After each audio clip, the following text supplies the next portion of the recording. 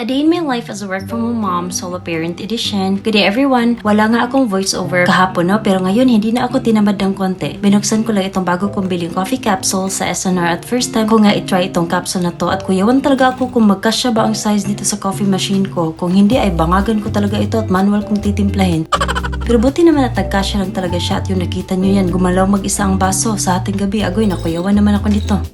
Pero kahit gaano pa kakuyaw ay trabaho pa rin. Kaya hindi ba ang ghost ang magbabayad ng bills? Ako ba in town? In fairness, natapos lang rin naman ang trabaho ko At kinaumagahan nga lumipat na si Jeff dito sa kwarto at natulog ulit. Gusto talaga niyang lumipat minsan dito at maya-maya gumising na rin siya kaya pinaghanda ko na rin siya ng agahan. May sobra pa namang bacon kahapon. Ito na lang ang ininit ko at nilagyan ko ng cheese para mas masarapan siya. Nag-toast rin ako ng sliced bread kasi itong sandwich na lang ang kakainin niya kaya napagod na talaga ako maglungag.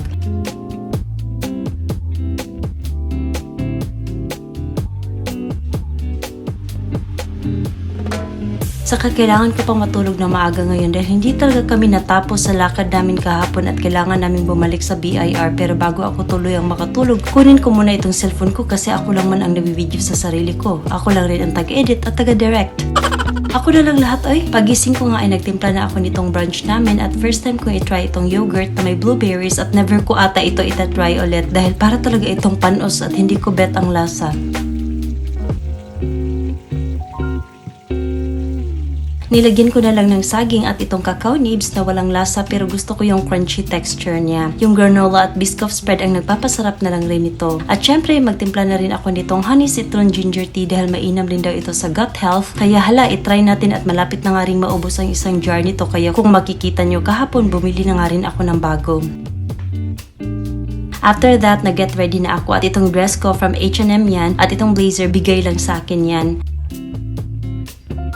Ayun, nakaigo pa. Take 2 sa OOTD check. Susuotin ko rin itong sandals na more than 5 years na sa akin. Ang luma na nga pero maya-maya pinalitan ko rin yan kasi mas maganda daw yung doll shoes. Hindi pa ako tapos sa ganda-gandahan kaya pusing-pusing muna ulit dyan bago umalis Magkasama nga ulit kami ng kapatid ko ngayon dahil pareho kami nagpa-file ng tax dahil self-employed kami pareho at sana matapos na kami dito sa transactions namin kay hay nako, tapulan talaga ako pumunta sa government office. At ayun, natapos na nga rin kami sa wakas at nag-decide kami mag-snacks muna ng kapatid ko at nag-order na kami dito pero isang page lang pala ang menu nila. Naghanap pa ako ng iba na narito naman siya sa harap ko. Wag ka nang tumingin sa iba, sa akin na lang daw sabi ng menu.